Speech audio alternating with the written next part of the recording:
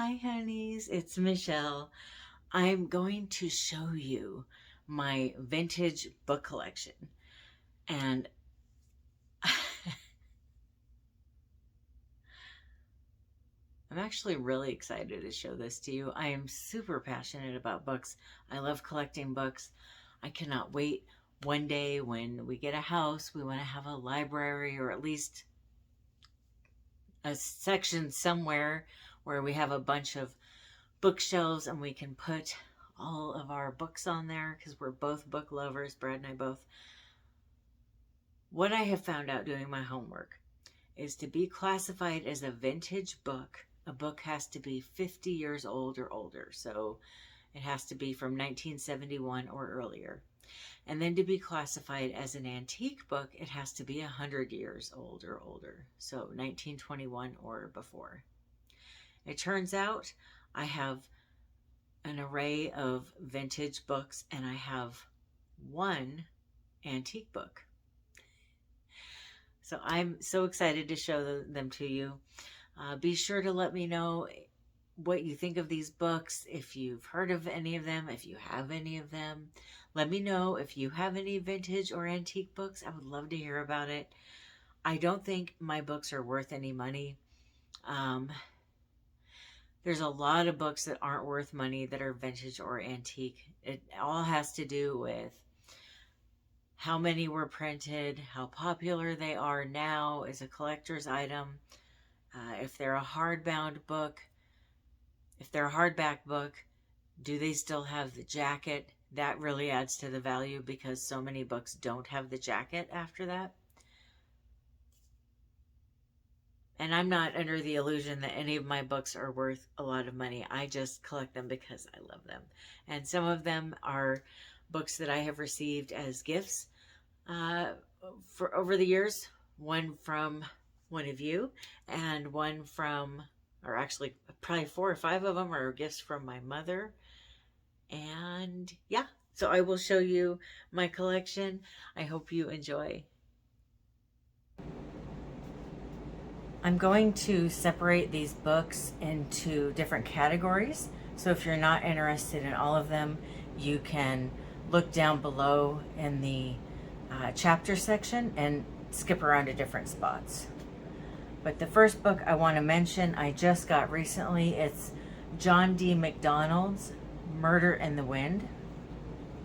This one is dipped in kind of a mustard yellow ink on the edges of the pages, which is something I find to be somewhat of a theme with vintage books and not quite so common nowadays. I feel like vintage books were made better than the books now.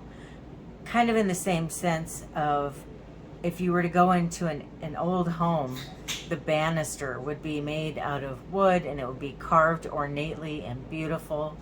But if you went in a new house, the banister probably wouldn't even be made of wood, and even if it was, it would not be ornately carved. It'd be very simple without a lot of artistry involved. That's kind of how I look at books.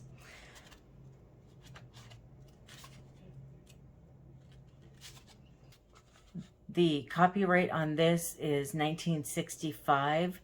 It was originally copywritten or copywrote, I'm not sure how you word that, in 1956. And here's what the font in this book looked like. Of Preferred Risk by Edson McCann. This book was originally 46 cents to buy. I wish books were still that much.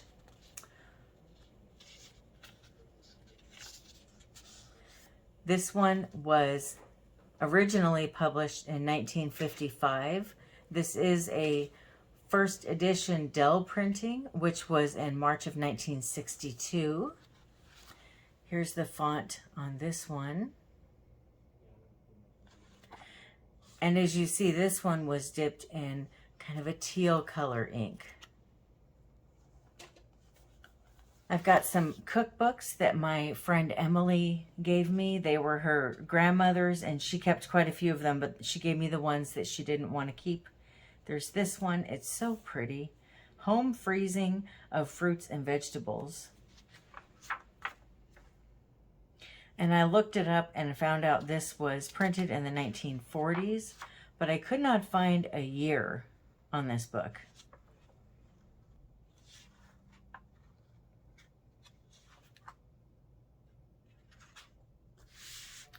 And this was printed by Great Western Sugar Company.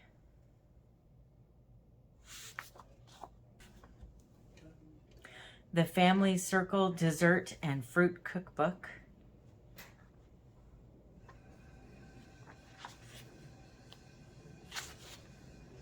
The copyright on this one is 1954. And here's what it looks like on the inside.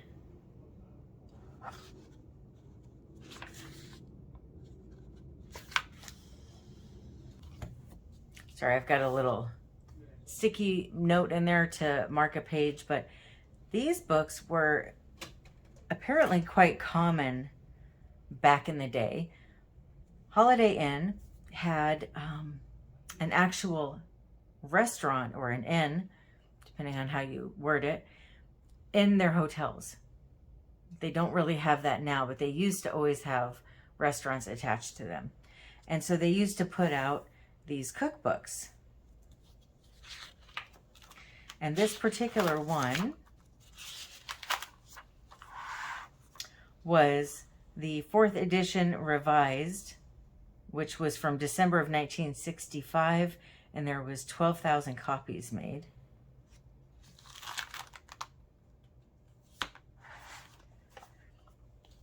And here's what the inside looks like. Now, what they did here was they would have the name of the hotel and the address of the hotel, along with some information about the hotel, and then their popular recipes. And then down below, it also lists some things you can do if you're in the area. And one of my favorite vintage books is one where it was from this era, and it was different really popular restaurants in different areas of the country and what their recipes were. But this one is just Holiday Inn. This one I found on eBay. It's 200 dishes for Sunday night suppers, and it was 35 cents originally.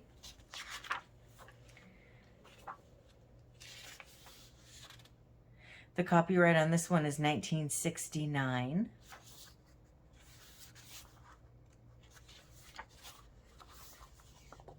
And this is what the inside looks like. And they had quite a few different editions that they came out with, or quite a few different ones. I guess this is number 16. They had, if you look it up on eBay, they have a bunch of these that they have put out. Let's see, who puts this out? It's put out by the Culinary Arts Institute. Here's some of the other types of cookbooks you can get from them. And these are actually still really affordable. So if you like older recipes, I recommend getting these. I love older recipes. I think it's easier to make them what you want them to be. I also found this one on eBay. It's The Flavor of Italy by the Chamberlains. This one is really fascinating because it's a husband and wife, Narcissa and Samuel Chamberlain. They went to Italy. They traveled all around. I'm sorry, it was Narcissa and Narcisse, and then the photographs were by Samuel Chamberlain. But they went to all these different areas of Italy, and they got the recipes that were popular in that part of Italy. The copyright's 1965. Now, my husband his grandmother was Italian, and his family is used to a traditional Italian Christmas. And that's why I bought this recipe, was I wanted traditional Italian meals to make. And I actually still make these meatballs. I've been making them for years now, every year at Christmas. And one thing that's neat about these recipes, it'll tell you at the top what you need very briefly. And then in the recipe, it tells you how much of each thing you need. So it's not like the recipes that you usually see here in America, where it's got, you know, a pound of ground beef and 2 teaspoons of minced parsley, and then how to make it down here. Here, it's all in the one paragraph, the way they explain it.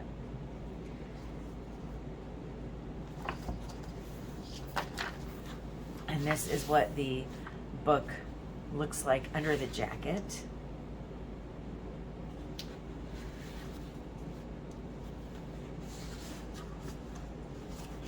Then I've got this book, which will be a future video, by the way. Plan on reading this whole book and doing a video about it and reviewing each of the books in it.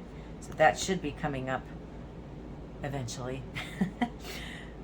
The reason I bought this book, it's Reader's Digest condensed books. So apparently it's not the whole book, which I still think it'd be worth giving it a shot, but spring of 1963 selections.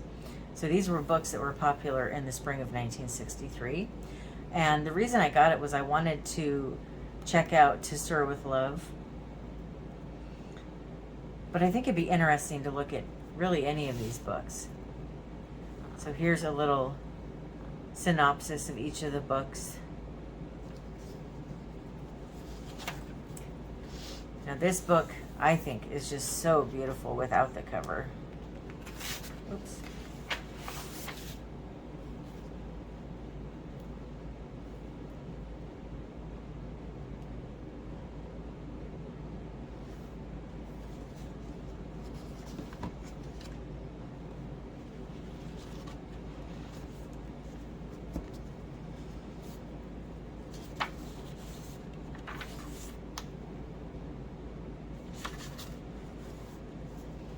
Isn't that beautiful detail, though?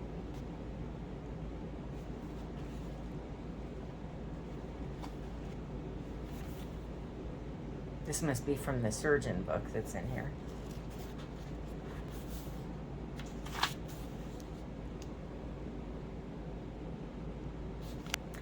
This book was a gift given to me by one of my viewers, Shelley. She's very dear to my heart, and she sent this book to me as a birthday present.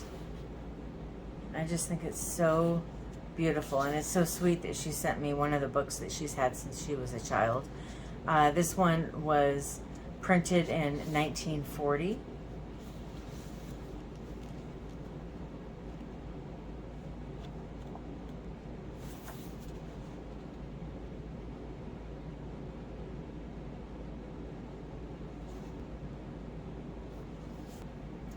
I have Heidi by Johanna Spiri, and I found this at the Goodwill.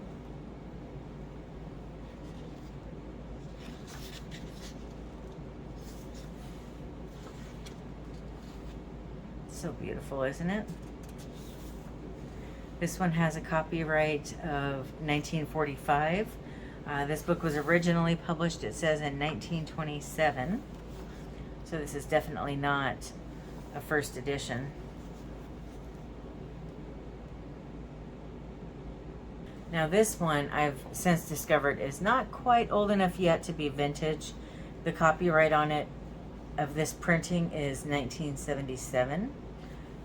But I still wanted to show you because it's such a beautiful book. This is one that my mom gave to me.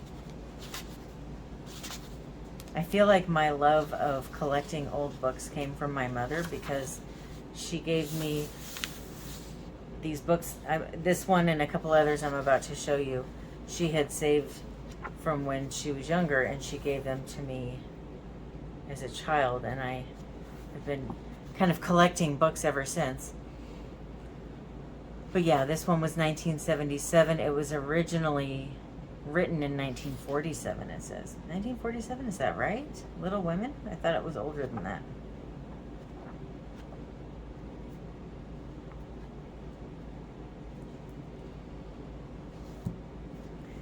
This one is really kind of starting to fall apart, so I'm going to be very gentle with it. But this is Treasury of Christmas Stories, edited by Anne McGovern. It's 50 cents originally. And so here's my mom with my aunt's name written over it, and then their address growing up. Here's the front page. So it was put out by Scholastic. And this little 30 here, when I was a little girl, I wanted to be a librarian. It was one of the many different professions I wanted to be. And I had all my books cataloged. I had them numbered, and then I had a little list of which books were which number, and I used to let my dolls check these out. So different Cabbage Patch Kids would have different books at different times, and so on and so forth. And this was printed in October of 1963. Move a little closer here so you can see what's in the book.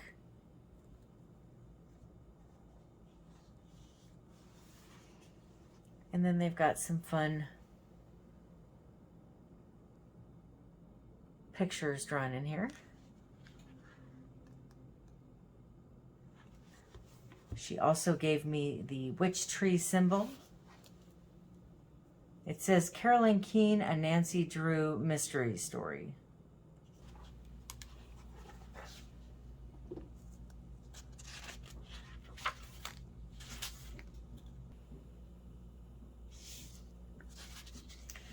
And this was published in 1955.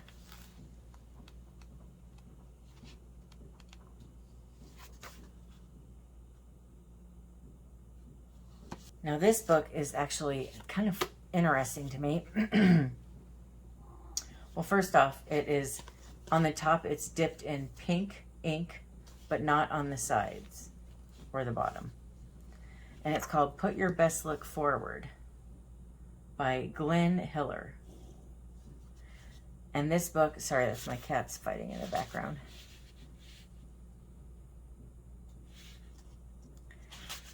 And this book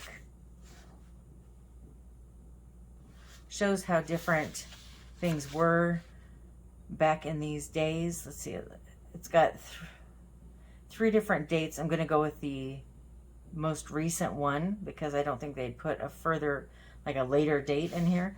So it was printed in 1960.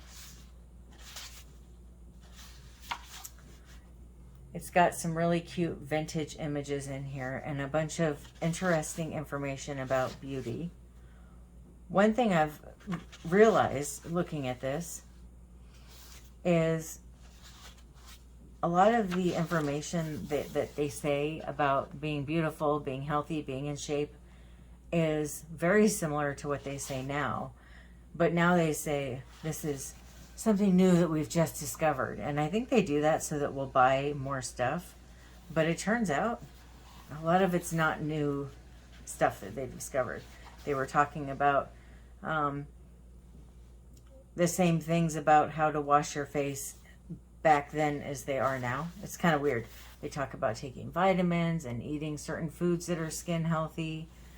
So it's kind of interesting. Now, one thing I noticed, though, that's kind of sad, it talks about lipstick, and it's got a lipstick color chart, and it shows your hair color and your skin tone and what colors would look good on you, which sounds great.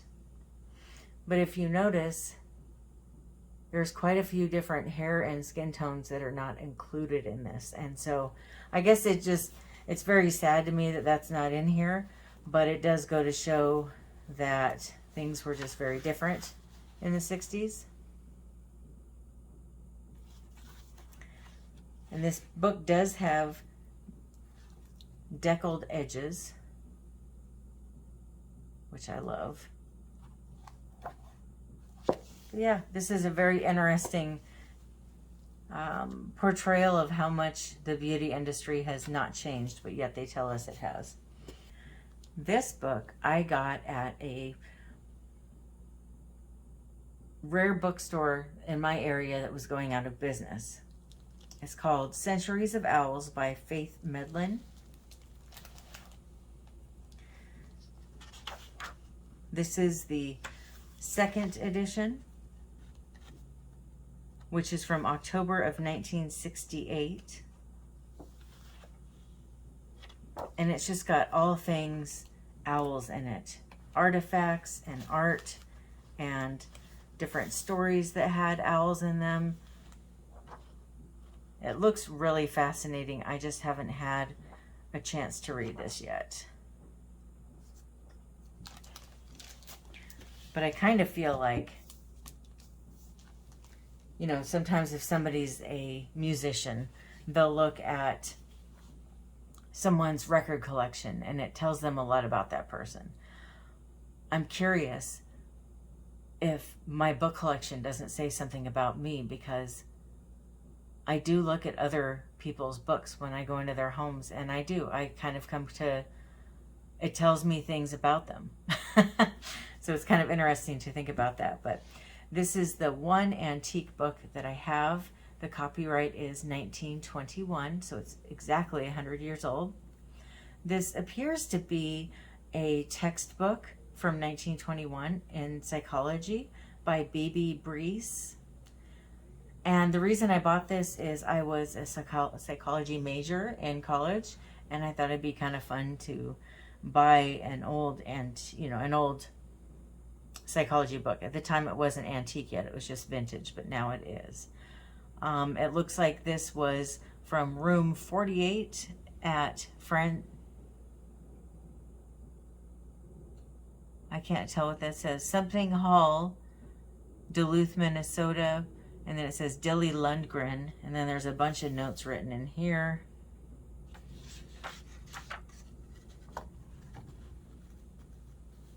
The pages are very brittle, so it's kind of hard to even turn the pages.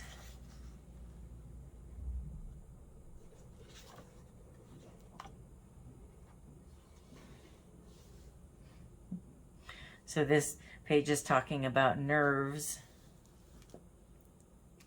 This is sensations, visual sensations, perception.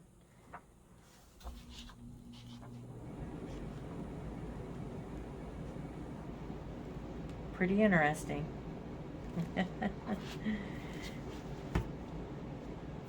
And that's it. That is my entire vintage book collection. Thank you so much for watching. I hope that you have a wonderful rest of your day or night. I love you. Bye.